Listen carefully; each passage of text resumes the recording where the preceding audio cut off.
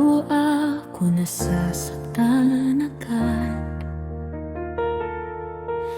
Natuto na akong masanay sa kirot, yung dating ikinagugulat ng puso, ngayon ay parte na lang ng paghinga. Hindi na kita hinihinga ng paliwanag, kasi alam ko na ang sagot. Kapag kailangan pang ipaglaban, ibig sabihin matagal ng talo.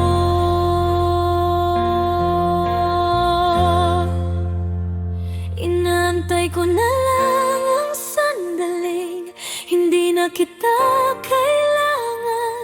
Hindi dahil wala ka, kundi dahil wala na akong lakas. Inantay ko na lang na tuluyang maubos ang pagmamahal na pinilit kong itira, para kapag umalis ako, hindi na ako dudurugin ng alaala.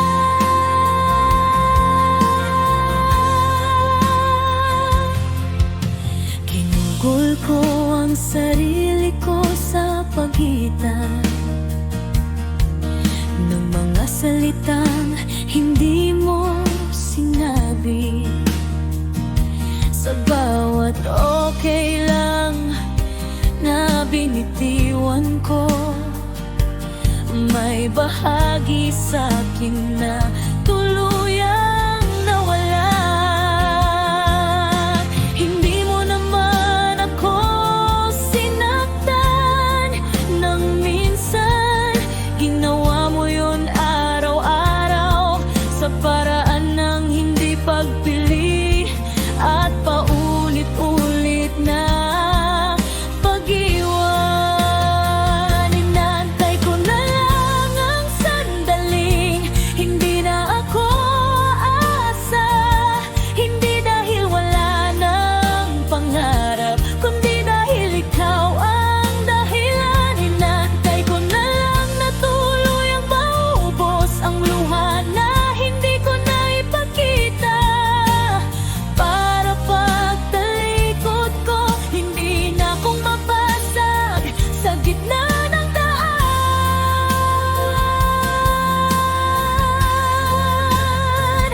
Kung may tanong ka kung kailan kita iniwan, matagal na hindi mo lang napansin.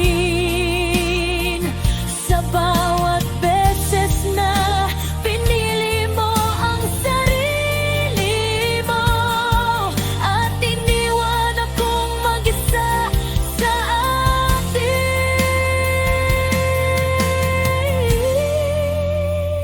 Sa huling paghihintay, pinili kong mahubos muna, para wala nang may paglalaban. Kapag oras na ng paalam, hindi ito kwento ng pagsuko, kundi ng sobrang pagtitiis na natutong umalis nang hindi na humihingi ng kapalit.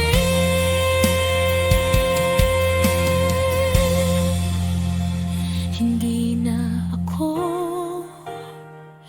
maghihintay, hindi dahil ayaw ko